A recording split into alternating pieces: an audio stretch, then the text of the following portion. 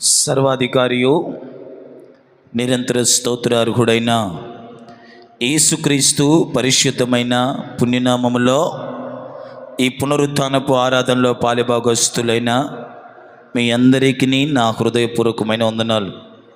అందరికి వందనాలు. నా దేవుడు మిమ్మల్ని ఆశీర్వదించునుగాక. నా దేవుడు సియోనులో నుండి మిమ్మల్ని దీవించునుగాక. నా దేవుడు మీ అందరికీ తోడై ఉండి నడిపించునుగాక. మంచిది. ఈ శ్రేష్టమైన ఈ సమయంలో కాసేపు దేవుని మాటలు మీకు నేను అందిస్తాను. శ్రద్ధగా విందాం. ఆశీర్వాదకరంగా మన గృహాలకి మనం వెళ్దాం. గత కొన్ని వారాల నుంచి మలాకీ గ్రంథాన్ని మనం ధ్యానం చేస్తూ ఉన్నాం. మలాకీ గ్రంథంలో యూదులు, ఇశ్రాయేలీలు దేవుణ్ణి కొన్ని ప్రశ్నలు ప్రశ్నించారు. దేవుడు వారితో మాట్లాడుతున్నప్పుడు దేవుడు వారిని దర్శిస్తున్నప్పుడు వారు దేవుని మాటకు లోబడనొల్లని వారు కాక, దేవుని మాటను అంగీకరించని వారు కాక, దేవుని మాటకు విధేయత చూపించని వారు కాక, దేవుణ్ణే తిరిగి ప్రశ్నిస్తున్నటువంటి పరిస్థితిని మనము మలాకీ గ్రంథంలో గమనించగలం. దేవుడు వారితో మాట్లాడి వాళ్ళని దర్శించి వారి తప్పిదాలు, వారి పొరపాట్లు ఏంటో వారికి తెలియపరుస్తున్నప్పుడు, నిజమేనయ్యా, మా బ్రతుకు ఇలాంటి బ్రతుకే, మా జీవితం ఇలాంటి జీవితమే, మా నడత ఇలాంటి నడతే, మా ప్రవర్తన ఇలాంటి ప్రవర్తనే, నిజమే, నీకు ఆయాసకరంగా మేము బ్రతికాం, నిజమే, నీకు దుఃఖాన్ని కలుగు చేసే బ్రతికే మేము బ్రతికాం, నిజమే, మమ్ములను బట్టి నీవు వేదన బాధ కలిగేటట్టు మా ప్రవర్తన, మా జీవిత శైలి, మా నడవడిక ఉన్నది, నిజమేనని లొంగిపోయిన వాళ్ళు కాదు, మారు మనసు పొందిన వాళ్ళు కాదు, లోబడిపోయిన వాళ్ళు కాదు. ఇప్పుడు మేము ఏం చేయాలో చెప్పయ్యా, మా దోషాలు, మా పాపాలు, మేము నీకు ఆయాసకరంగా మేము బ్రతికాము, దానిని బట్టి మమ్మల్ని క్షమించు, మమ్మల్ని మన్నించు అని పశ్చాత్తాపంలోనికో దేవునికి లోబడే తత్వానికో వచ్చిన వారు కాకపోగా దేవుణ్ణే ప్రశ్నిస్తున్నారు. అనగా దేవుని మీదకే తిరుగుబాటు చేయుట. దేవుని ప్రశ్నిస్తున్నారు, దేవుని వ్యతిరేకిస్తున్నారు, దేవునికి ప్రశ్నలు వేస్తున్న పరిస్థితిని మనము మలాకీ గ్రంథంలో చూస్తూ ఉన్నాం. మొదటిగా ప్రశ్నించారు, నేను మీ ఎడల ప్రేమ చూపితినంటే వాళ్ళు ప్రశ్నించిన ప్రశ్న, ఏ విషయంలో మీరు నా ఎడల ప్రేమ చూపితివని మీరందరూ, ఏ విషయంలో మమ్మల్ని ప్రేమ చూపావని దేవుని అన్నారు. రెండో ప్రశ్న, మీరు నా పట్ల నిర్లక్ష్యం కలిగి ఉన్నారు, మీరు నా నామం పట్ల మీకు నిర్లక్ష్యం. వాళ్ళు అంటారు, ఏమి చేసి నీ నామాన్ని మేము నిర్లక్ష్య పెట్టాం, ఏం చేస్తాం నీ నామాన్ని నిర్లక్ష్య పెట్టామని మరలా దేవుని ప్రశ్నించారు. మూడో ప్రశ్న ఏంటి? మూడో ప్రశ్న, ఏమి చేసి నీ నామమును అపవిత్రపరిచాం. మీరు అపవిత్రపరుస్తున్నారు నా బలిపీఠాన్ని మీరు అపవిత్రపరుస్తున్నారు. లోపము కలిగినటువంటి, జబ్బు కలిగినటువంటి, బలహీనత కలిగినటువంటి వాటిని తీసుకొచ్చి మీరు బలులు అర్పించి నా బలిపీఠాన్ని అపవిత్రపరుస్తున్నారంటే వాళ్ళు అడిగిన ప్రశ్న, ఏం చేసి నీ నామమును అపవిత్రపరిచాం, ఏం చేసి మీ నామమును అపవిత్రపరిచామని వారు ప్రశ్నించగా మనము గత వారాల్లో మనం వాటిని వివరణాత్మకంగా పరిశీలించుకుంటూ వచ్చాం. గత వారంలో మూడో ప్రశ్న, ఏం ప్రశ్న అది? ఏమి చేసి నీ నామమును అపవిత్రపరిచాము, ఏమి చేసి మీ నామమును అపవిత్రపరిచాము అన్నారు. అందుగాను దేవుడు సమాధానమిస్తూ జవాబిస్తూ, నా బలిపీఠం మీద మీరు ఏం చేస్తున్నారు? నా బలిపీఠం మీద మీరు బలులు తీసుకొస్తున్నారు. మీ పాప ప్రక్షాళన నిమిత్తమై బలును తీసుకొస్తున్నారు. ఆ బలులు తీసుకొస్తున్నటువంటి ఆ పశువుల యొక్క స్థితి కొన్ని జబ్బు గలవి, కొన్ని గుడ్డివి, కొన్ని కుంటివి, కొన్ని వ్యాధి గలవి. అలాంటి వాటిని తీసుకొచ్చి మీరు బలులు ఇస్తే ఆ బలులు నేను అంగీకరిస్తానా? ఇలాగున మీరు నా బలిపీఠం అనబడిన మందిరాన్ని, ప్రత్యక్ష గుడారంలో బలిపీఠం ఉంటుంది, ఆ బలిపీఠం అనబడిన మందిరాన్ని ఏం చేస్తున్నారు? వీళ్ళు అపవిత్రపరుస్తున్నారు. మీ మధ్యలో నేను నివసించడానికి ఒక ప్రత్యక్ష గుడారాన్ని ఏర్పాటు చేసి మీ పాప ప్రక్షాళన నిమిత్తమై కొన్ని బలులు అర్పించమని మీకు తెలియపరిచినప్పుడు ఆ బలులు లోపము లేనివి, కుంటివి కానివి, జబ్బు లేని వాటిని మీరు బలులు అర్పించాలని దేవుడు ఇశ్రాయేలు ప్రజలకు, యూదుల ప్రజలకు తెలియపరిస్తే వాళ్ళు ఏం చేశారు? దేవుని ప్రత్యక్ష గుడారంలోనికి బలిపీఠం యొద్దకు వారు బలులు తీసుకొస్తున్నారు. అయితే ఆ బలులు ఎలాగున్నాయి? కుంటివి, గుడ్డివి, జబ్బు గల వాటిని, అలాంటి వాటిని బలులు తీసుకొస్తూ ఆ బలులు అర్పగిస్తున్నారు. వాటిని బట్టి దేవుడు అంటాడు, మీరు నా నామమును, నా మందిరాన్ని మీరు అపవిత్రపరుస్తున్నారు. దానిని మనం అన్వయించుకుంటూ క్రొత్త నిబంధనలో ఇశ్రాయేలీల మధ్యలో దేవుడు పాత నిబంధనలో ఇశ్రాయేలీల మధ్యలో దేవుడు నివసించడానికి ప్రత్యక్ష గుడారాన్ని ఏర్పరచుకున్నాడు. క్రొత్త నిబంధనకు వచ్చేసరికి నీ దేహమే దేవుని ఆలయం, నీ దేహమే దేవుని మందిరం. ప్రత్యక్ష గుడారాన్ని వాళ్ళు అపవిత్రపరిచారు. మన దేహం అనబడిన దేవుని మందిరాన్ని ఈరోజు మనం ఏం చేస్తున్నాం? అపవిత్రపరుస్తున్నాం. మన చూపుల ద్వారా అయితేనేమి, మన నడవడిక ద్వారానైతేనేమి, మన మాటల ద్వారానైతేనేమి, మన క్రియలను బట్టినైతేనేమి, దేహం అనబడిన దేవుని మందిరాన్ని మనం ఏం చేస్తున్నాం? అపవిత్రపరుస్తూ ఉన్నాం. ఈరోజు నువ్వు కలిగి ఉన్న దేహం, ఆ దేహంలో దేవుడు నివసించడానికి నిర్మించుకున్న ఆయన ఆలయం. ఆ ఆలయాన్ని ఈరోజు మనం పాడు చేస్తున్నాం. కొందరు ధూమపానము తాగి ఆలయాన్ని ఏం చేస్తున్నారు? పాడు చేస్తున్నారు. కొందరు ఒక్కాకులు నమిలి ఆలయాన్ని ఏం చేస్తున్నారు? పాడు చేస్తున్నారు. కొందరు చెడు చూపుల ద్వారా ఆలయాన్ని ఏం చేస్తున్నారు? పాడు చేస్తున్నారు.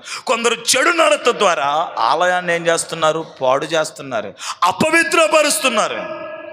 వారిని బట్టి దేవుడు అంటాడు, మీరు నా ఆలయాన్ని అపవిత్రపరుస్తున్నారు, నా మందిరం అనబడిన నీ దేహాన్ని నువ్వు అపవిత్రపరుస్తున్నావని దేవుడు మాట్లాడుతూ, ఎవడైనా నీ దేహం అనబడిన దేవుని ఆలయం మందిరాన్ని పాడు చేస్తే వాడిని నేనేం చేస్తాను? పాడు చేస్తానన్నాడు. నువ్వు నా దేహం, నా శరీరం అని ఆ దేహముతో ధూమపానం తాగుతున్నావు, వ్యర్థమైన చూపులతో పాపం చేస్తున్నావు. నీకు నచ్చినట్టుగా వ్యవహరించి ఆ దేహం అనబడిన దేవుని ఆలయం, మందిరం అనబడిన నీ దేహాన్ని నువ్వు అపవిత్ర చేస్తూ ఉంటే దేవుడు చూస్తూ ఊడుకోడంట. ఏం చేస్తాడంట? పాడు చేస్తాను, నేను పాడు చేస్తాను. పాడు చేయటం అనగా నాశనం చేస్తాను.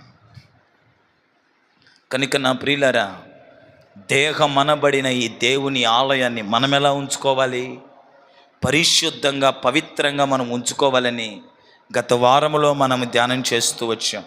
ఈ వారం 4వ ప్రశ్నలోనికి మనం వెళ్దాం. మలాకీ గ్రంథములో ఈ వారంలో మనము 4వ ప్రశ్నలోనికి వెళ్దాం. రండి, మలాకీ గ్రంథం 2వ అధ్యాయం 13వ వచనంలోనికి. మరియు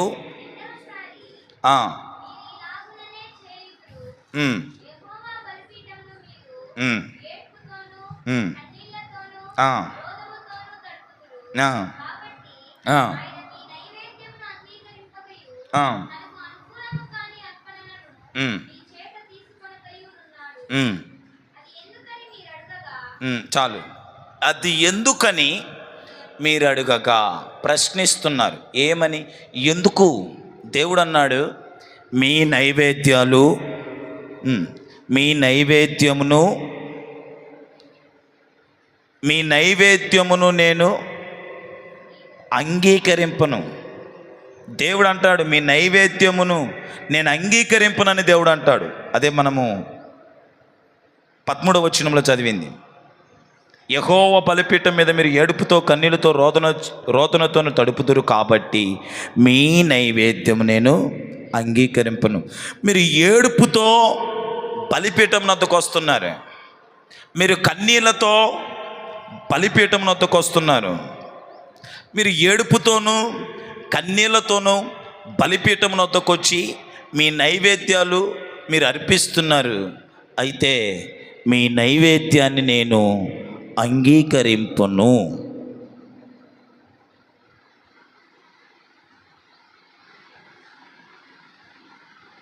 మీ నైవేద్యాన్ని నేను అంగీకరింపను. అందుకు వాళ్ళు అంటారు, ఎందుకు అంగీకరింపవు? మా నైవేద్యాన్ని నీవెందుకు అంగీకరింపవు? దేవుడు అన్నాడు, ఏడుపుతో కన్నీళ్లతో రోదనతో మీరు బలిపీఠం నొద్దకు వచ్చి, అదే ప్రత్యక్ష గుడారములోకి వచ్చి మీరు నైవేద్యములు మీరు అర్పిస్తున్నారు కదా, ఆ నైవేద్యాలు నేను అంగీకరింపను. నేను అంగీకరింపను వాటిని. వాళ్ళంటారు, ఎందుకు అంగీకరింపవు అని దేవుని ప్రశ్నిస్తున్నారు. ఎందుకు అంగీకరింపవు అని దేవుని ప్రశ్నిస్తే దేవుడు ఆ క్రింద వాళ్లకు సమాధానాలు ఇస్తాడు. ఈరోజు మనం అది ధ్యానం చేయబోతున్నాం. విందాం. చాలక్క చెప్తాను, అప్పుడు చదువు. ఇశ్రాయేలీలు యూదులు యాజకులు ఉంటారు. ఇశ్రాయేలీలు యూదులలో లేవీ గోత్రానికి సంబంధించినటువంటి వారు యాజకులు. వీళ్ళ పని ఏంటంటే, దేవుడు ప్రత్యక్ష గుడారాన్ని కట్టమని చెప్పాడు కదా, గత వారంలో చెప్పాను. ప్రత్యక్ష గుడారములో సేవ చేయుట, పరిచర్య చేయుట వీళ్ళకు మాత్రమే అప్పగించబడింది. ప్రత్యక్ష గుడారములో యాజకులు మాత్రమే సేవ చేయాలి, యాజకులు మాత్రమే పరిచర్య చేయాలి, యాజకులు మాత్రమే పరిచర్య జరిగించడానికి అర్హులు. దేవుడు యాకోబుకు 12 మంది కుమారులైతే, వినాలా, 12 మంది కుమారులైతే ఆ 12 గోత్రాలలో నుంచి ఒక గోత్రం, అదే లేవీ. లేవీ గోత్రాన్ని దేవుడు ఎన్నుకున్నాడు. లేవీ గోత్రాన్ని దేవుడు ఎన్నుకున్నాడు. ఎందుకు లేవీ గోత్రాన్ని దేవుడు ఎన్నుకున్నాడంటే, లేవీ గోత్రంలో వచ్చిన వారందరూ ప్రత్యక్ష గుడారములో సేవ జరిగించాలి, పరిచర్య జరిగించాలి. ఓన్లీ లేవీ గోత్రపు వారు మాత్రమే, లేవీ గోత్రపు వారు మాత్రమే ప్రత్యక్ష గుడారములో యాజకత్వం, సేవ, పరిచర్య జరిగించడానికి దేవుడు ఏర్పరచుకున్నారు. అయితే ఈ యాజకులు ఉన్నారే, ప్రజలు బలులు తీసుకొస్తారు. ఏదైనా పాపం చేయడాన్ని బట్టి, ఏదైనా అపవిత్రమైన కార్యాన్ని చేయడాన్ని బట్టి, దేవునికి ఆయాసకరమైన పని ఏదైనా చేయడాన్ని బట్టి వాళ్ళ దగ్గర ఉన్నటువంటి ఏదో ఒక పశువును, గొర్రె కావచ్చు, మేక కావచ్చు, ఏదో ఒక పశువును వారి యొక్క పాపపు స్థితిని బట్టి ఒక పశువును దేవుని యొక్క ప్రత్యక్ష గుడారములో బలిపీఠం యొద్దకు తీసుకొస్తారు. ప్రత్యక్ష గుడారంలో బలిపీఠం యొద్దకు తీసుకొస్తారు. ఇంతకు ప్రత్యక్ష గుడారంలో బలిపీఠం ఎక్కడుంది? ఆవరణములో ఉంది. ఎక్కడుంటుంది అది? ఆవరణములో ఉంటుంది. ఆవరణం పరిశుద్ధ స్థలం, అతి పరిశుద్ధ స్థలం. ఆవరణం, పరిశుద్ధ స్థలం, అతి పరిశుద్ధ స్థలం. ఆవరణం అంటే ప్రహరీ మధ్యలో తర్వాత ఉండేది. పరిశుద్ధ స్థలం అంటే మీరు కూర్చున్నది. అతి పరిశుద్ధ స్థలం అంటే నేనున్నది. ఇప్పుడు దీన్ని మీరు ప్రత్యక్ష గుడారం అనకండి. నేను చెప్తున్నాను ఒక సాదృశ్యంగా, ఓకేనా? అట్లా ఉంటుంది ప్రత్యక్ష గుడారం. అన్ని తెరలు ఉంటాయి, తెరలు ఉంటాయి. ఆ పరిశుద్ధ స్థలంలోకి రావాలంటే ఒక తెర దాటి రావాలా. అక్కడికి యాజకులు మాత్రమే రావాలి. ఆవరణంలోకి ఎవరైనా రావచ్చు. పరిశుద్ధ స్థలంలోకి యాజకులు మాత్రమే రావాలా. అతి పరిశుద్ధ స్థలంలోనికి సంవత్సరానికి ఒక్కసారి మాత్రమే ప్రధాన యాజకుడు రావాలి. ఇది ప్రత్యక్ష గుడారం యొక్క క్రమం. ఆవరణంలో బలిపీఠం ఉంటుంది. ఇశ్రాయేలుల 11 గోత్రాల ప్రజలు ఏం చేస్తారంటే, వారి యొక్క పాపపు స్థితిని బట్టి ఒక పశువునో, ఒక దూడనో, ఒక మేకనో సంకలో వేసుకొని, మా పాపం ఇది, మా అపవిత్రత ఇది, మా దోష్యమును బట్టని దానిని బలిపీఠం నద్దకు తీసుకొస్తారు. బలిపీఠం నద్దకు తీసుకొస్తే ఇప్పుడు దానిని తీసుకుంటాడు యాజకుడు. వాళ్ళు అర్పించడానికి వీల్లేదు. యాజకుడు ఆ పశువును తీసుకొని బలిపీఠం మీద పెట్టి దాన్ని వధించాలి. అర్థమైందా?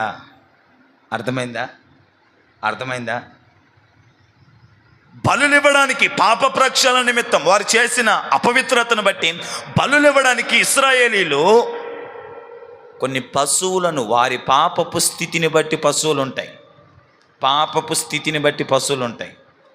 ఆ పశువులు తీసుకొని ప్రత్యక్ష గుడారంలోనికి ఆవరణం యొద్దున్న బలిపీఠం నొద్దకు రావాలి. బలిపీఠం నొద్దకు వాళ్ళు వచ్చినప్పుడు యాజకుడు ఉంటాడు కదా. ఎవరు యాజకుడు? లేవీలే యాజకులు. ఓ ప్రత్యేకమైన గోత్రం.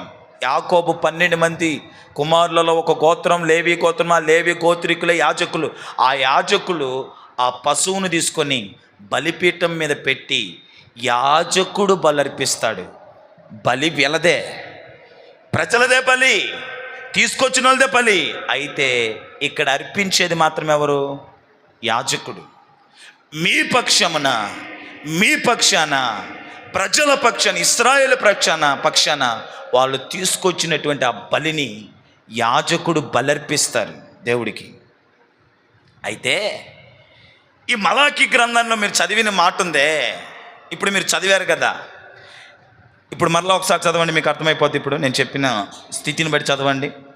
13వ అధ్యాయం చదవండి. క్షమించండి, 2వ అధ్యాయం 13వ వచనం.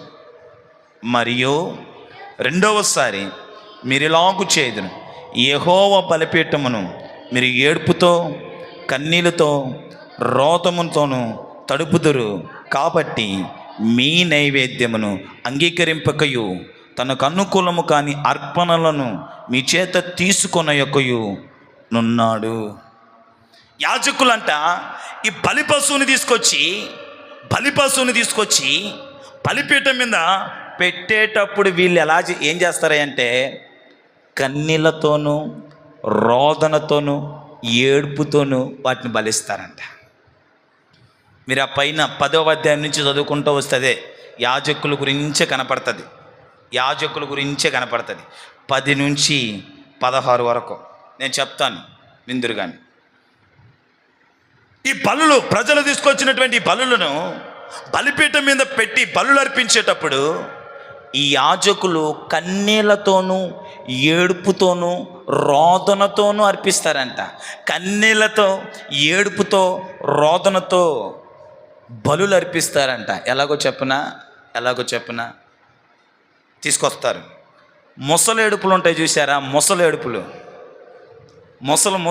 కొన్ని ఉంటాయి చూసారా? ప్రభువా, నువ్వు ప్రేమ కలిగిన దేవుడివి, నువ్వు కృప కలిగిన దేవుడివి, నువ్వు దయ కలిగిన దేవుడివి, అంగీకరించయ్యా ఈ బలిని అంటా వస్తారే ముసలేడుపులు. ఆ ఏడుపులతో బలులు అర్పిస్తున్నారంట. మీకు అర్థమవడానికి చెప్పాను. అర్థమవుతుందా? అసలు ఇంతకు నా ప్రసంగం మీకు అర్థమవుతుందా? కొద్ది నిమిషాలు ఆగితే ఇంకా కొంచెం అర్థమవుతుంది, వినండి కొంచెం. ఎలాంటి ఏడుపులతో? ముసలేడుపులతో, ముసల కన్నీటితో, నటనతో, ముసల కన్నీళ్లు కారుస్తూ, ముసలేడుపులు ఏడుస్తూ, తీసుకో ప్రభువా, అంగీకరించు ప్రభువా, గైకొను ప్రభువా, ఆలకించు ప్రభు అంటూ బలులు అర్పిస్తారంట. సిచ్యువేషన్ అది. మీరు రోదనతో వస్తున్నారు, మీరు ఏడుపుతో వస్తున్నారు, మీరు కన్నీళ్ళు విడుస్తూ మీరు అర్పిస్తున్న బలిని నేను అంగీకరింపను. బలిపీఠం దగ్గరకు వచ్చి మీరు బలులు అర్పించేటప్పుడు పెద్ద డ్రామానే ఆడుతున్నారు. మీరు కన్నీళ్ళు గారుస్తున్నారు, రోదిస్తున్నారు, ఏడుస్తున్నారు. నేను దానిని అంగీకరించను అంటున్నాడు. అర్థమైన వాళ్ళు ఒకసారి గట్టిగా హల్లెలూయా చెప్పండి. ఇది అర్థమైతే కింద స్టెప్కి వెళ్తా. అర్థమైంది కదా. ప్రత్యక్ష గుడారం ఆవరణంలో బలిపీఠం ఉంది. ఆ బలిపీఠం మీదకి ఇశ్రాయేలులు 11 గోత్రాల వారి పాపపు స్థితిని బట్టి కొన్ని బలులను తీసుకొస్తున్నారు, కొన్ని పశువులను దేవునికి బలిగా ఇవ్వడానికి తీసుకొస్తున్నారు. ఆ తీసుకొస్తున్నటువంటి బలులను యాజకులు తీసుకొని బలిపీఠం మీద పెట్టి దేవునికి అర్పిస్తూ వాళ్ళు చేసే ప్రార్థన ఎలాంటి ప్రార్థన అంటే ముసల కన్నీళ్లు కారుస్తున్నటువంటి ప్రార్థన, డ్రామాలు వేస్తున్నటువంటి ప్రార్థన, డ్రామాలతో కూడిన ప్రార్థన, ముసల కన్నీళ్లు కారుస్తున్న ప్రార్థన. తీసుకో ప్రభు, అంగీకరించు ప్రభు. కళ్ళమిటి పోతూనే ఉంటాయి. అంగీకరించు, ఆలకించు, తీసుకో. ఈ యాజకులు ఇలాగ అర్పిస్తుంటే దానిని నేను అంగీకరించను అంటున్నాడు. ప్రజలు అన్నారు, యాజకులు అన్నారు, ఎందుకు అంగీకరించు? మేము కన్నీరు కాలుస్తున్నాం కదా, మేము దుఃఖిస్తున్నాం కదా, మేము ఏడుస్తున్నాం కదా, మరి మా ప్రార్థన ఎందుకు అంగీకరించు? బైబిల్ గ్రంథంలో కన్నీటి ప్రార్థన దేవుడు అంగీకరించినట్టు మనము చూస్తామా? చూస్తాం. హన్నా దేవుని మందిరంలో ఎలాంటి ప్రార్థన చేసింది? కన్నీటి ప్రార్థన చేసింది హన్నా. ఆ ప్రార్థన దేవుడు ఏం చేశాడు? అంగీకరించాడు. ఇశ్రాయేలు తమ పాపమును బట్టి కన్నీళ్లు విడుచుచు మేము పాపాత్ములం ప్రభు అని నీళ్లు ఛేదించి కన్నీళ్లు విడుచుచు ప్రార్థిస్తే ఆ కన్నీటి ప్రార్థన దేవుడు ఏం చేశాడు? అంగీకరించాడు. ప్రభు చిత్తం మీద ఒకరోజు మాట్లాడదాం ఈ కన్నీళ్ళ గురించి, కన్నీటితో కూడిన ప్రార్థన గురించి. కన్నీటితో కూడిన ప్రార్థనను దేవుడు అంగీకరిస్తాడు, దేవుడు ఆలకిస్తాడు. తప్పకుండా కన్నీటితో కూడిన ప్రార్థన అంగీకరిస్తాడు. తప్పకుండా కన్నీటితో కూడిన మనవులను దేవుడు ఆలకిస్తాడు. కన్నీటితో కూడిన ప్రార్థనకు దేవుడు సమాధానము కూడా త్వరగతిగానే ఇస్తాడు. బైబిల్ గ్రంథాన్ని జాగ్రత్తగా మనం గమనిస్తే కన్నీటితో కూడిన ప్రార్థనకు సమాధానం శరవేగంగా వస్తుంది, సమాధానము వెనువెంటనే దొరుకుతుంది. కానీ ఇక్కడ యాజకులు కన్నీటితో, రోదనతో, ఏడుపుతో చేసే ఈ మానవులు, ఈ నైవేద్యాలు, ఈ ప్రార్థనలు నేనేం చేయను, అంగీకరించను అంటున్నాడు. కారణం ఏంటి కారణం అంటే ఎందుకు అంగీకరించట్లేదంటే ఇప్పుడు చదువుదాం. ఇప్పుడు కింది స్టెప్కి వెళ్దాం. అర్థమైంది అనుకుంటున్నాను. ఇప్పుడు కిందకి వెళ్దాం. చదవండి 14. అది ఎందుకని మీరు అడుగగా, యవన కాలమందు నీవు పెండ్లి చేసుకొని అన్యాయముగా విసర్జించిన నీ భార్య పక్షాన యెహోవా సాక్షి అయిను. అది నీకు తోటిదై నీవు చేసిన నిబంధనకు పాత్రురాలు కదా. నీవు నీ పెండ్లి భార్య కదా. అర్థమైందండి? మళ్ళీ ఒకసారి చదువుతాం, అందరం కలిసి చదువుతామా? ఎందుకని మీరు అడగగా, చదవండి. యవన కాలమందు నీవు పెండ్లి చేసుకొని అన్యాయముగా విసర్జించిన నీ భార్య పక్షమున యెహోవా సాక్షాయను. అది నీకు తోటిదై నీవు చేసిన నిబంధనకు పాత్రురాలు కదా, నీ పెండ్లి భార్య కదా. వీళ్ళు ఏం చేస్తున్నారంటే యవన కాలములో వివాహం చేసుకున్నటువంటి తమ భార్యలను వీళ్ళు ఏం చేస్తున్నారంట? వదిలేస్తున్నారంట. యవన కాలంలో వాళ్ళు వివాహం చేసుకున్నటువంటి యవన కాలంలో పెళ్ళాడిన భార్యలను విడిచిపెట్టేస్తున్నారంట, వదిలిపెట్టేస్తున్నారంట. విడిచిపెట్టి వదిలేసి బలిపీఠం దగ్గరికి వెళ్ళి ఏం ప్రార్థన చేస్తున్నారు? రోదనలతో, కన్యలతో, ఏడుపులతో ప్రార్థన చేస్తున్నారు. అందుకు నేను అంగీకరించను. ఇశ్రాయేలీలు, ఈ యూదుల మధ్యలో పరిచర్య సేవ జరిగిస్తున్నటువంటి ఈ యాజకులు తమ యవన కాలములో తాము చేసుకున్న భార్యలను విడిచిపెట్టేస్తున్నారంట. తమ యవన కాలంలో తాము చేసుకున్న భార్యలను వదిలేసేసి బలిపీఠం దగ్గరకు వచ్చి కన్నీళ్లు కారుస్తూ, రోదిస్తూ, ఏడుస్తూ ప్రార్థన చేస్తుంటే నేను దానిని అంగీకరించునని దేవుడు తేల్చి చెప్పేస్తున్నాడు. నేను దాన్ని అంగీకరించను. ఇంకా ఏమంటాడు? కొంచెముగానైనను, చదవండి, కొంచెముగానైనను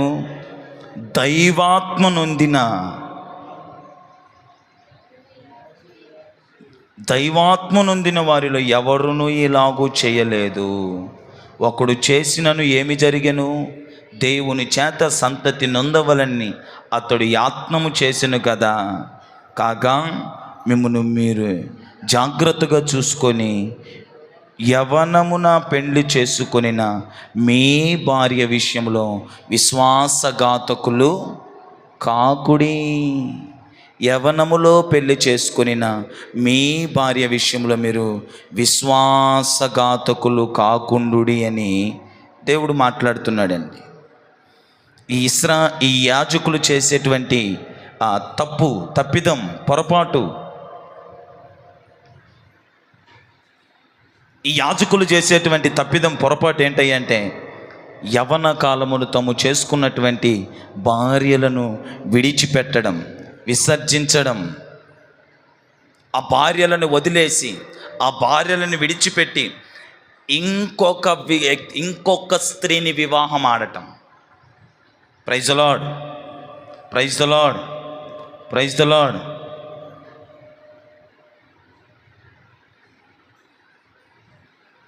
ఆ యవన కాలంలో వివాహం చేసుకున్నటువంటి భార్యని విడిచేసి, ఆ భార్యని వదిలేసి ఇంకొక స్త్రీని వివాహం చేసుకొని బలిపీఠం దగ్గరకు వచ్చి కన్నీళ్లతోనూ, ఏడుపులతోనూ, రోదనతోనూ బలులు అర్పించడాన్ని బట్టి దేవుడు నేను అంగీకరింపను అని తేల్చేస్తున్నాడు. దేవుడు అవ్వను ఆదామును సృష్టించినప్పుడు, విందాం, అవ్వను ఆదామును సృష్టించినప్పుడు ఆదాములో నుంచి ఒక్క ప్రకటెముకను తీసి ఒకే స్త్రీని చేసి ఆదాముకి సాటి అయిన సహకారిగా ఉంచాడు. ఆదాములో నుంచి ఒక ప్రకటెముక తీసి ఒకే స్త్రీని చేశాడు. ఇద్దరిని చేశాడా? ముగ్గురిని చేశాడా? ఒకే స్త్రీ. ఆదామా, నీకుండాల్సింది ఒక్క స్త్రీనే. ఒక పురుషుడికి ఒక్క స్త్రీనే. ఒక పురుషుడికి ఒక్క స్త్రీనే ఉండాలని ఆదాములో నుంచి ప్రక్కటెముక తీసి ఒక స్త్రీని తయారు చేసి వాళ్ళిద్దరిని ఒక్కటి చేసి ఏదోను తోటలో వదిలాడండి. కానీ ఇక్కడ ఈ యాజకులు ఉన్నారే, వీళ్ళు ఎలాంటి స్థితిలో ఉన్నారు? తన యవన కాలంలో వివాహం చేసుకున్న భార్యను విడిచిపెట్టేస్తున్నారంట, ఆ భార్యను వదిలేస్తున్నారంట, ఆ భార్యను తృణీకరిస్తున్నారు. అలా ఉండి మీరు చేసే నైవేద్యాలు నేను అంగీకరింపను, మీరు చేసే ప్రార్థనలు నేను అంగీకరింపను. అది కన్నీటితో కూడిందైనా, అది రోదనతో కూడిందైనా నేను అంగీకరించను. చాలయ్యా మీ డ్రామాలు అంటున్నాడు. అక్కడ చాలు మీ డ్రామాలు. బలిపీఠం దగ్గరకు వచ్చి మీరు వేస్తున్న డ్రామాలు చాలు. మీ యవన కాలంలో వివాహమాడి పెళ్లి చేసుకున్న ఆ నీ భార్యను నిబంధన చేసి చేసుకున్నావు కదా. ఏమని నిబంధన? వ్యాధి అందును, ఆరోగ్యమందును, ఇంకా తెలియదు నాకు. పెళ్ళిళ్ళు చేసేవాడినైతే వ్యాధి అందును, ఆరోగ్యమందును, బాధ అందును, కలిమి అందును, నువ్వు చచ్చేదాకా నేను పోయేదాకా నీకు తోడుంటా, నీకు నీడగా ఉంటాను నిబంధన చేసావు. దైవాధీనములో, ఏ ఆధీనములో? దైవాధీనములో ప్రార్థనాపూర్వకంగా ఒక నిబంధన చేశావు. ఏ నిబంధన? నిన్ను విడిచిపెట్టను, నిన్ను వదిలిపెట్టను. నీ వ్యాధిలోను, నీ రోగంలోను, నీ బాధలోను, నీ కష్టంలోను, నీ దుఃఖంలోను, నీ వేదనలోను నేను నీకు తోడై ఉంటాను నేను నిబంధన చేసి, ఇప్పుడు ఎందుకు వదిలేస్తున్నారు? ఇప్పుడు మీరు వదిలేస్తున్నారు. ఏమైంది నిబంధన? నిబంధన ఏమైంది? నిబంధనను మీరు తృణీకరించి, నిబంధనను మీరు ప్రక్కన పెట్టి, ఇప్పుడు మీ యవ్వన కాలంలో పెళ్లి చేసుకున్న భార్యను మీరు వదిలిపెట్టొచ్చి ఇక్కడికొచ్చి మీరు ఏడుపుతో, కన్నీళ్లతో, రోదనతో మీరు ప్రార్థిస్తున్నారు. మీ ప్రార్థనను ఆలకింపను. నువ్వు వదిలిపెట్టిన నీ భార్య పక్షాన నేను నిలబడిపోతానంటున్నాడు. నువ్వు వదిలిపెట్టిన, విడిచిపెట్టిన నీ భార్య పక్షాన నేను నిలబడిపోతానంటున్నాను. చూడండి ఒకసారి కీర్తనల గ్రంథం, సామెతల గ్రంథం 2వ అధ్యాయం 16వ వచనం 17వ వచనం.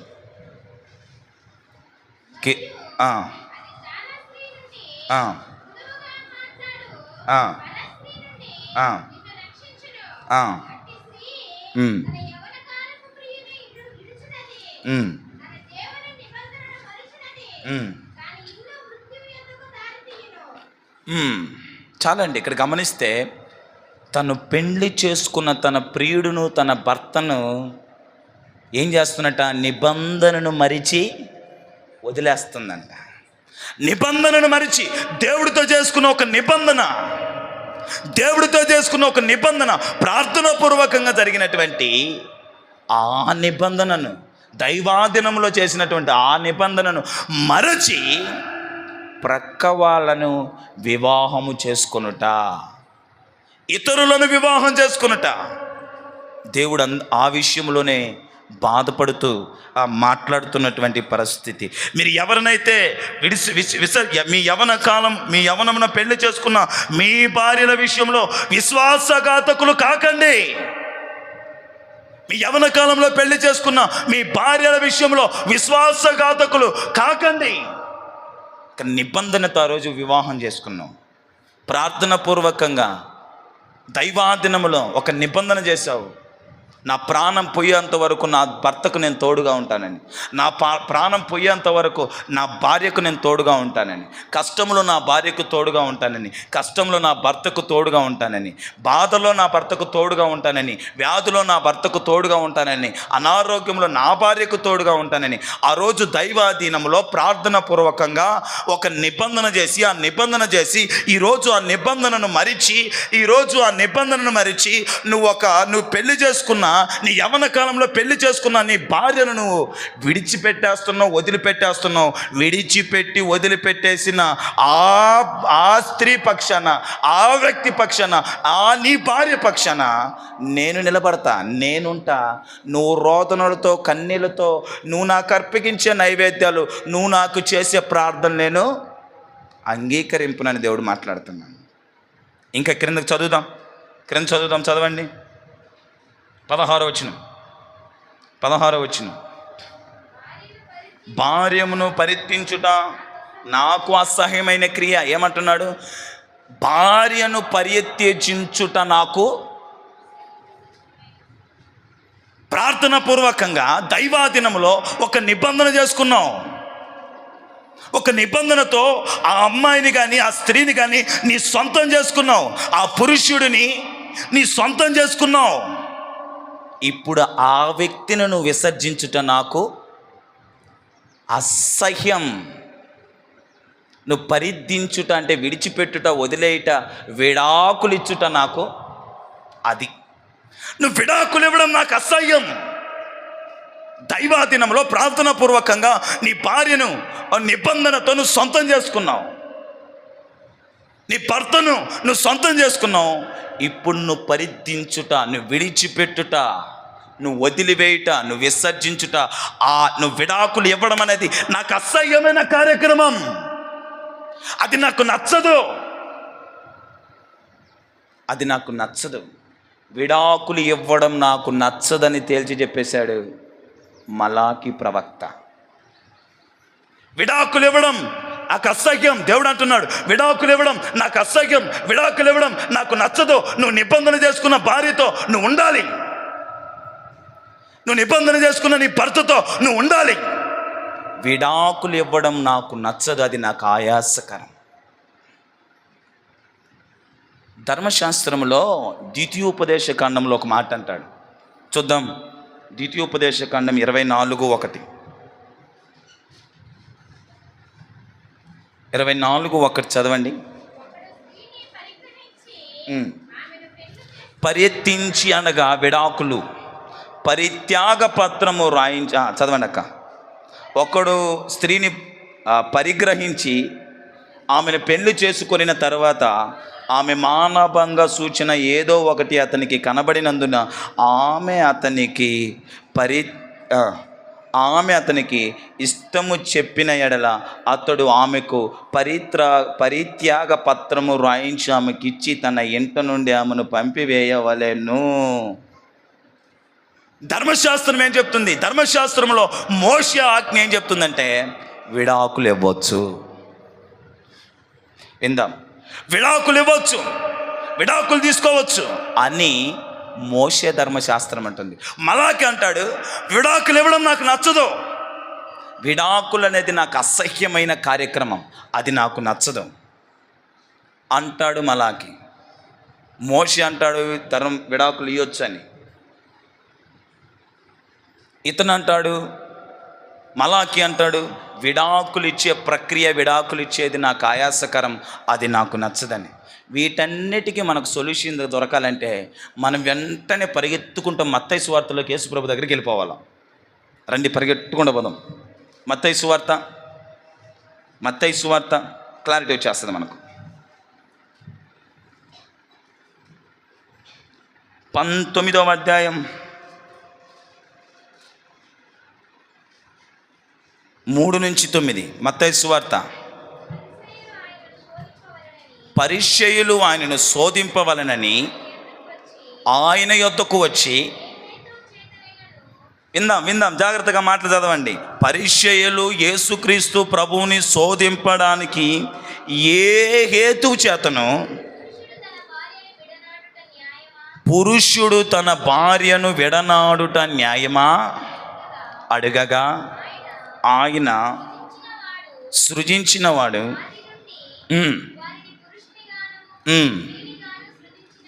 ఆది నుండి పురుషునిగాను స్త్రీనిగాను సృజించిననియు, ఇందు నిమిత్తము పురుషుడు తల్లిదండ్రులను విడిచి తన భార్యను హత్తుకొనును, వారిద్దరును ఏక శరీరముగా ఉందురని చెప్పిననియు మీరు చదవలేదా? కాబట్టి వారింకను ఇద్దరు కాక ఏక శరీరముగా ఉన్నారు గనుక దేవుడు జతపరిచిన వారిని మనుష్యుడు వేరుపరచకూడదని చెప్పెను. అందుకు వారు, అలాగైతే పరిత్యాగ పత్రికనిచ్చి ఆమెను విడనాడమని మోషే ఎందుకు ఆజ్ఞాపించినని వారాయనను అడగక, ఆయన అనగా క్రీస్తు అంటున్నాడు, మీ హృదయ కాఠిన్యమును బట్టి మీ భార్యలను విడనాడ మోషే సెలవిచ్చను కానీ ఆది నుండి అలాగూ జరగలేదు. మరియు వ్యభిచార నిమిత్తమే తప్ప తన భార్యను విడనాడి మరి ఒకతను పెళ్లి చేసుకునేవాడు వ్యభిచారము చేయుచున్నాడనియో, విడనాడబడిన దానిని పెళ్లి చేసుకునేవాడు వ్యభిచారము చేయుచున్నాడనియో మీతో చెప్పుచున్నానని వారితో అన్నాడు. యేసు ప్రభు దగ్గరికి పరిచయాలు వచ్చారు శోధించడానికి. ఎందుకు వచ్చాడు? శోధించడానికి వచ్చారు. శోధించడానికి వచ్చిన వాళ్ళు అడుగుతున్న ప్రశ్న మోషే మాట్లాడిన మాటను తీసుకొచ్చారు. యేసు ప్రభుని అడుగుతున్నారు, ఏ హేతువు చేతనైనా మన నొక్కి చెప్తున్నా, ఏ హేతువు చేతనైనా అనగా దేని చేతనైనను దేని వలనైనను విడాకులు ఇవ్వచ్చా? దేని చేతనైనను దేని వలనైనను విడాకులు ఇవ్వచ్చా అని యేసు ప్రభుని అడిగితే యేసు ప్రభు అంటాడు, మోషే చెప్పడానికి ఒక ఉద్దేశం ఉంది, మోషే చెప్పడానికి ఒక సందర్భం ఉంది. అది మీ హృదయ కాఠిన్యమును బట్టి ఆ మాట ఆ దినాన చెప్పాల్సి వచ్చింది. ఎందుకు మోషే ఆ దినాన విడాకులు ఇవ్వచ్చు అనే మాట మాట్లాడాడంటే, ఇశ్రాయేలు ప్రజలు ప్రతి చిన్నదానికి మాకు విడాకులు కావాలంటే పోయేవాళ్ళంట. ప్రతి చిన్నదానికి, చిన్న సమస్య రాగానే, చిన్న ప్రతికూలత రాగానే, చిన్న కష్టం రాగానే, చిన్న బాధ రాగానే, చిన్న ఇరుకు రాగానే, చిన్న ఇబ్బంది రాగానే ఏం చేసేవాళ్ళంట? మాకు విడాకులు కావాలి. ప్రతి చిన్నదానికి, ప్రతి చిన్న సమస్యకు, ప్రతి చిన్న ప్రతికూలతకు మోషే దగ్గరికి వెళ్ళి వారు విడాకులు అడిగేవాళ్ళంట. లేకుంటే భార్యని విడిచిపెట్టడానికి ఇష్టపడేవాళ్ళంట. తమ పెళ్లి చేసుకున్న భార్యని విడనాడడానికి ఇష్టపడే వాళ్ళంట. దానిని బట్టి మోషే ఏం చేశాడంటే విడాకులు అనే ఉద్దేశాన్ని ఇవ్వచ్చు అనే దాన్ని తీసుకొచ్చాడు. మీకు అర్థం కాలేదని నేను అనుకుంటున్నా. మీ ఫేస్ చూస్తే నాకు అర్థమైంది.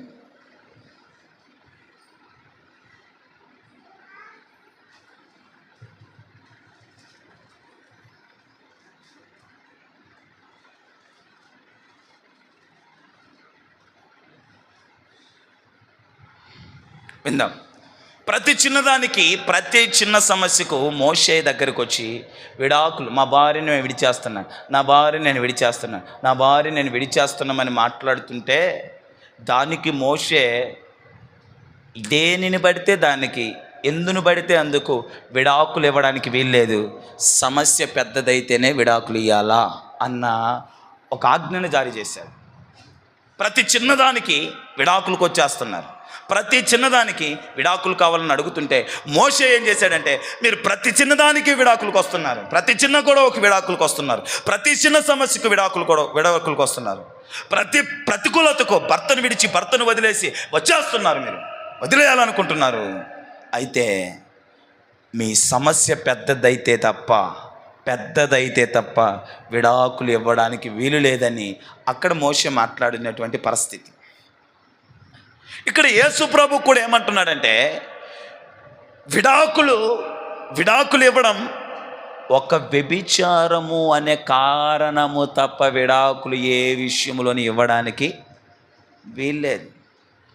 మీరు మళ్ళీ చదువుతారా మాటని? మత్తయి సువార్తలా మళ్ళీ చదవండి. మత్తయి సువార్త ఇందా చదివిన మాట చదవండి.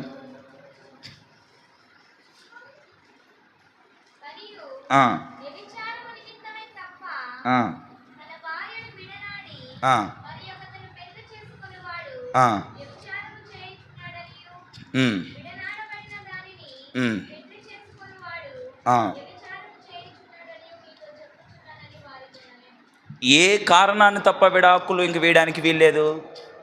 మలాకి అన్నాడు విడాకులు నాకు అసహ్యమని, మోషే అన్నాడు విడాకులు ఇవ్వచ్చని. యేసు ప్రభు దగ్గరకు వచ్చే యేసు ప్రభు ఫైనల్ చేసేసాడు, వ్యభిచార కారణము తప్ప ఏ విషయం మీద మీరు విడాకులు ఇవ్వడానికి వీల్లేదు. ఒక వ్యభిచార కారణమును బట్టే విడాకులు ఇవ్వడానికి ఆస్కారం. ఒక వ్యభిచార కారణం బట్టి విడాకులు ఇవ్వాలా? ఇంట్లో పప్పు చారు చేయలేదు, ఇంట్లో ఉప్పు చారు చేయలేదు, నాకు శ్రమలు ఎక్కువని, నాకు కష్టాలు ఎక్కువని, నాకు అద్దె లేదు, నాకు ఇద్దా లేదు, నా బంగారం కొనిపెట్టలేదు, నాకు ఆ బట్టలు కొనిపెట్టలేదు, నేను ఇంటికి వెళ్ళిపోతున్నా, నేను వదిలిపెట్టేస్తాను, నాకు ఇంకొద్దు. వ్యభిచారము కారణం తప్ప ఏ కారణం మీద విడాకులు తీయడానికి వీల్లేదు, విడాకులు ఇవ్వడానికి వీల్లేదు. ఒక వ్యభిచారం కారణంతోనే విడాకులు ఇవ్వాలని యేసుక్రీస్తు ప్రభుల వారు మాట్లాడుతున్నటువంటి పరిస్థితి.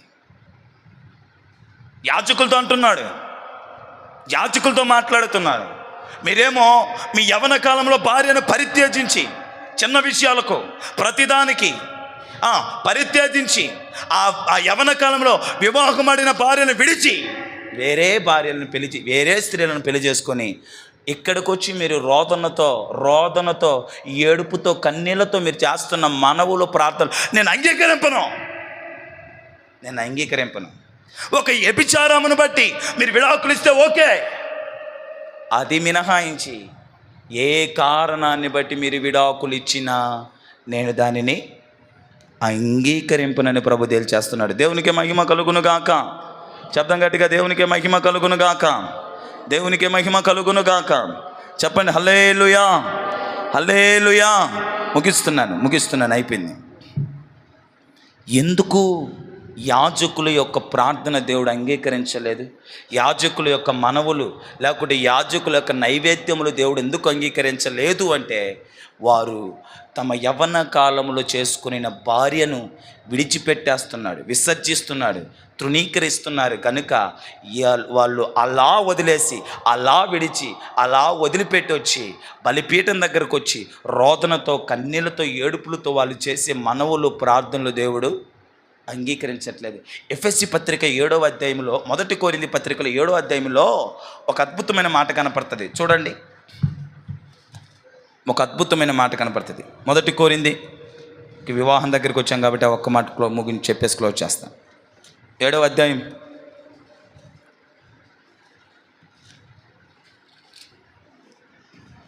10వ వచనం.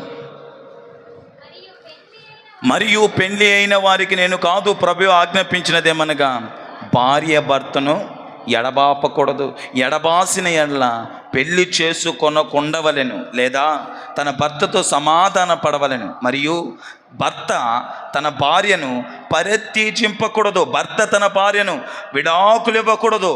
ప్రభు కాదు, నేనే తక్కిన వారితో చెప్పినదేమనగా, ఏ సహోదరునికైనను అవిశ్వాసురాలైన భార్య ఉండి ఆమె అతనితో కాపురము చేయనిష్ట పడిన ఎడల అతడు ఆమెను పరిత్యజింపకూడదు. ఇంకా ఏమంటాడు? మరియు ఏ స్త్రీకైనను అవిశ్వాసి అయిన భర్తుండి ఆమెతో కాపురము చేయని ఇష్టపడిన ఎడల ఆమె అతనికి పరిత్యజింపకూడదు. అవిశ్వాసి అయిన భర్త భార్యను బట్టి పరిశుద్ధపరచబడును, అవిశ్వాసురాలైన భార్య విశ్వాస్యుని బట్టి, అవిశ్వాసురాలైన భార్య విశ్వాసి అయిన భర్తను బట్టి పరిశుద్ధపరచబడును. ఏమంటున్నాడంటే ఎఫెసీ పత్రికలో, నీ భార్య అవిశ్వాసురాలైతే నీ భార్య విడాకులు ఇంపడానికి వీల్లేదు. నీ విశ్వాసమును బట్టి నీ భార్య పరిశుద్ధపరచబడుతుంది. అర్థమవుతుందా? నీ విశ్వాసమును బట్టి నీ భార్య పరిశుద్ధపరచబడుతుంది, పవిత్రపరచబడుతుంది. నీ భార్య అవిశ్వాసురాలని నీ భార్యకి విడాకులు ఇవ్వడానికి వీల్లేదు. నీ భర్త అవిశ్వాసి అయితే నీ విశ్వాసమును బట్టి నీ భర్త పరిశుద్ధపరచబడతాడు. ఆ భర్తకి నువ్వు విడాకులు ఇవ్వడానికి వీల్లే. నిజమే. మనము విశ్వాసులమే. మన వివాహం ఆడినటువంటి స్త్రీలే కానీ పురుషులే కానీ అవిశ్వాసులైతే వాళ్ళని వదిలిపెట్టాల్సిన అవసరం లేదు, వాళ్ళని విడిచిపెట్టాల్సిన అవసరం లేదు, వాళ్ళని తృణీకరించవలసిన అవసరం లేదు. నీ విశ్వాసమును బట్టి అతడు మారుతాడు, నీ విశ్వాసమును బట్టి ఆవిడ మారుతుంది.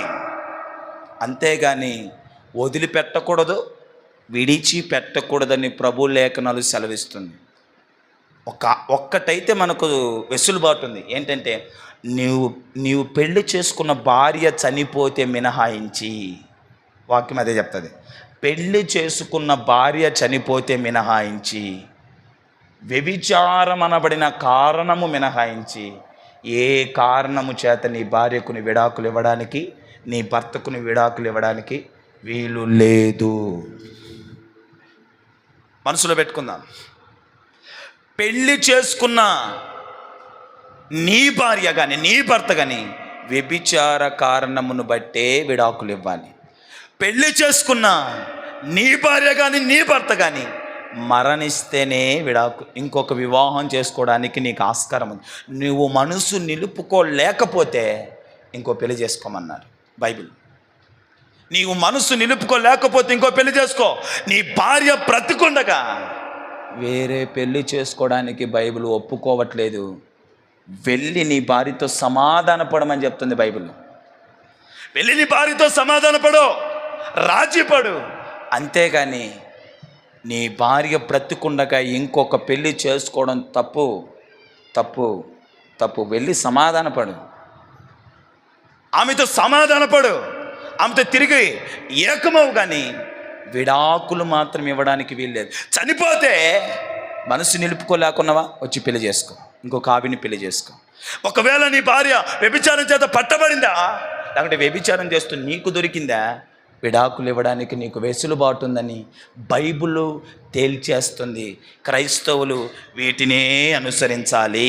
Praise the lord. ప్రతి చిన్నదానికి, ప్రతి చిన్న గొడవకు, ప్రతి సమస్యకు విడాకులకు రావడము కరెక్ట్. విడాకులు తీసుకోవడము, వెళ్ళిపోవడాలు, పారిపోవడాలు, పరిగెత్తడాలు ఉండకూడదు. ఏంటి విశ్వాసులకి అవి పిచ్చి పనులు కాకపోతే? విశ్వాసులకి ఇవి తగవు. విశ్వాసులకి ఇవి తగవు. నీ భర్త అవిశ్వాస, కూర్చో, మాట్లాడు, ఓపిక కలిగి ఉండు. నీ విశ్వాసమును బట్టి అతను మారుతాడు. నీ భార్య అవిశ్వాస, ఓపిక పెట్టు, ఓపిక కలిగి ఉండు, ప్రార్థన చేయి, నీ విశ్వాసాన్ని కనపరచు. నీ విశ్వాసాన్ని బట్టి అతను మారుతాడు. నీకు కావాల్సినవి తెచ్చి ఇవ్వట్లేదని, నీకు కావలసిన ఉప్పుచారుకు పప్పుచారు కొరత అయిందని విడాకులు ఇచ్చి వెళ్ళిపోవడం తప్పు. నీ భార్య బ్రతికుండగానే వేరే భార్యను పెళ్లి చేసుకోవడం తప్పు. వాక్యం చూపించమన్నా చూపిస్తాను, సమయం లేదు కాబట్టి ముగిస్తున్నాను. కనుక ఇలాంటి స్థితిలో ఉండి యాజకులు వస్తున్నారు. ఏ స్థితిలో ఉన్నారు యాజకులు? తమ యవ్వన కాలములో భార్యను విడిచి వేరే భార్యను వేరే భార్యను కలిగి వచ్చి దేవుని దగ్గరకు వచ్చి ఏం చేస్తున్నారు? డ్రామాలు ఆడుతున్నారు. దానిని నేను అంగీకరించను అన్నాడు. ఆ కింద వచ్చిన చదువుతారా? ఒక్క వచ్చిన ప్లీజ్. మలాకి మనకి 3వ ప్రశ్న కంప్లీట్ అయిపోద్ది. ఆ కింద వచ్చిన ఆ చివరి వచ్చిన 16లో కింద ఎంతవరకు చదివాము? భార్యను పరిర్థించుట నాకు అసహ్యమైన క్రియని ఇశ్రాయేలు దేవుడైన యెహోవా సెలవిచ్చున్నాడు. మరియు ఒకడు తన వస్త్రమును బలాత్కారముతో నింపుట నాకు అసహ్యమని సైన్యములకు అధిపతి యెహోవా సెలవిచ్చున్నాడు.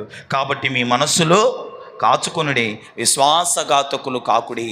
ఇశ్రాయేలులో పెళ్ళిళ్ళు అనగానే ఎలా పెళ్ళిళ్ళు జరుగుతాయంటే, మనకైతే రింగో లేకుంటే తాలో ఇలాంటి దానిని బట్టి మెట్టు తొడిగించడం దాన్ని బట్టి వివాహమైనట్టు మనకు గుర్తు. ఇశ్రాయేలు అట్ట కాదు. తమ దగ్గర తన భుజం మీద ఉన్నటువంటి ఆ బట్టను ఏదైతే తీసుకెళ్ళిపోయి ఒక స్త్రీ మీద కూడా వేస్తే ఇంకా ఆ స్త్రీ ఇతడికి భార్య. మీరు రూతు గ్రంథంలో అదే కనపడుతుంది. రూతు గ్రంథాన్ని మీరు ధ్యానం చేస్తున్నప్పుడు బోయాజు దగ్గరికి రూతు వెళ్తుంది. రూతు వెళ్ళినప్పుడు రూతు అడుగుతుంది, నీ బట్టను నా కప్పు అని అడుగుతుంది. ఎందుకంటే కప్పమని అడిగితే ఇశ్రాయేలు ఆచారం ప్రకారం వాళ్ళు తమ బట్టలు తీసి ఇతర స్త్రీలకు కప్పితే, లేకుంటే వాళ్ళు ఇష్టపడిన స్త్రీలకు కప్పితే, లేకుంటే ఇంకా ఆ స్త్రీతో వాళ్ళకి వివాహం అయినట్టు. వీళ్ళేం చేస్తున్నారు? యాజకులు యవన కాలంలో తమ భార్యను వదిలేసి ఇంకొక స్త్రీ దగ్గరికి వెళ్ళి ఈ బట్ట తీసి వాళ్ళ మీద వేస్తున్నారంట.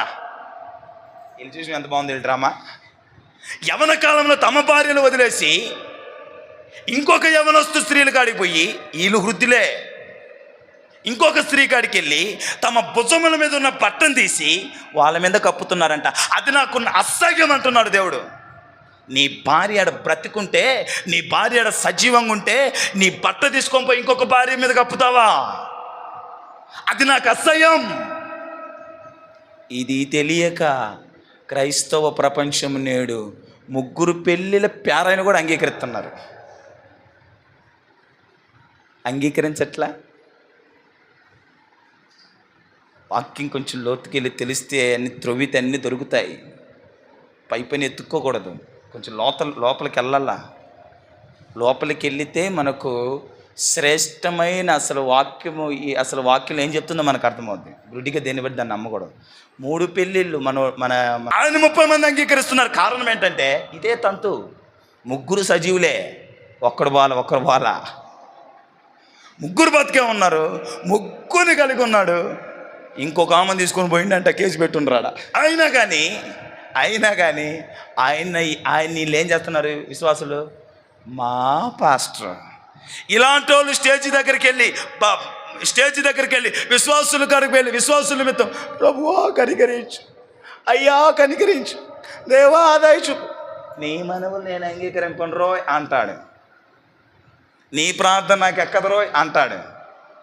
కనుక నా ప్రియమైనటువంటి వాళ్ళరా, ఎవరు క్రైస్తవులమైనటువంటి మనము ఒక వ్యభిచారముని నుంచి తప్ప అవిశ్వాసి అయిన భర్తను బట్టి కానీ అవిశ్వాసి అయిన భార్యని బట్టి విడాకులు ఇవ్వకూడదు. ఒక వ్యభిచారం లేకుంటే మరణిస్తే ఇంకొక వివాహం చేసుకోవడానికి బైబిల్ మనల్ని అంగీకరిస్తుంది.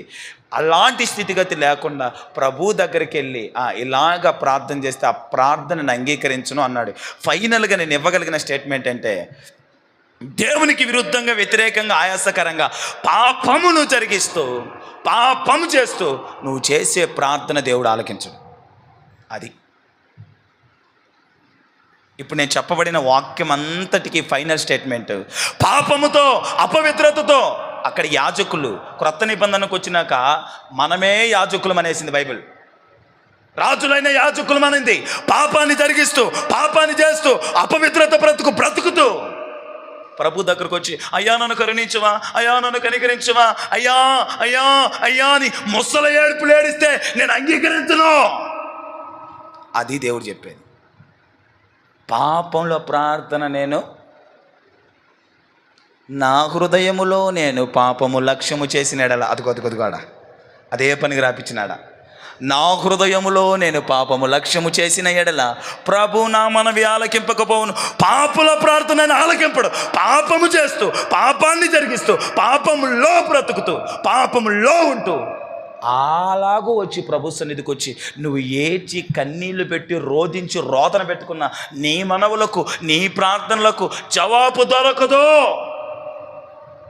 కనుక పరిశుద్ధతతో పవిత్రతతో మనం ప్రభు సన్నిధికి వచ్చి ప్రభు పాదాలు పట్టుకొని ఏడవగలిగితే మన ప్రార్థనకి జవాబు దొరుకుతుంది. కళ్ళు మూసుకొని ప్రార్థన చేస్తాం. చిన్న ప్రార్థన చేసుకుందామా?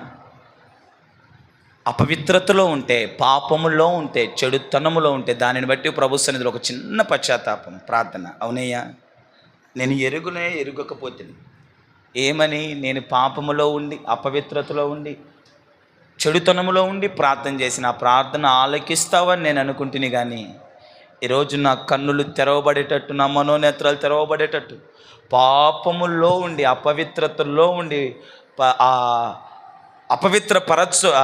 పాపాన్ని జరిగిస్తూ చేసే ప్రార్థనలు నేను అంగీకరించను, ఆలకించనని సూటిగా మీరు మాతో మాట్లాడారు. మీకు వందనాలు.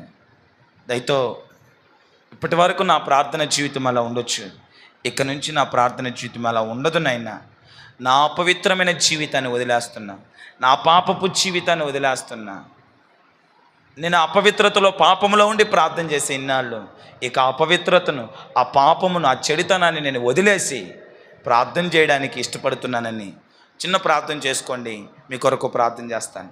పరిశుద్ధుడు, ప్రేమ కలిగిన తండ్రి, మీకు వందనాలు. మాతో మీరు మాట్లాడిన విధానానికి స్తోత్రాలు.